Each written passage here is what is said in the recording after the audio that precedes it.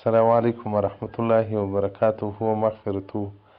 محترم د ایران څخه پوښتنه کړې ده چې دلته دا مچان ډېر دي، نو دوی وایي یو مچ راسه تېر سولو، یو مچ په خوله ننوتی.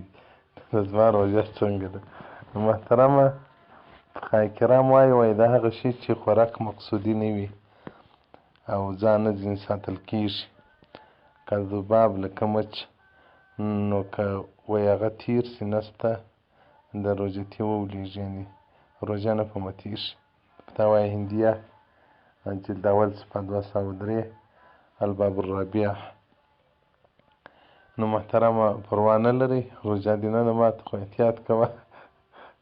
مچ څنګه کلی درڅه خیر نو چې ډېرې بیا خو نو مچ داسې ضروري شی دی چې هغه د انسان څخه بیریږي هم نه، بس نو ډېر حیوانان دي چې هغه د انسان څخه نفرت کوي، خو مچ هغه شی دی که سړی په موټر کې که سړی په خونه کې ناست وي ځان ورسوي. محترمه روژې ته دې څه مشکل نه دی پېښ شوی. والسلام علیکم ورحمة الله وبرکاته.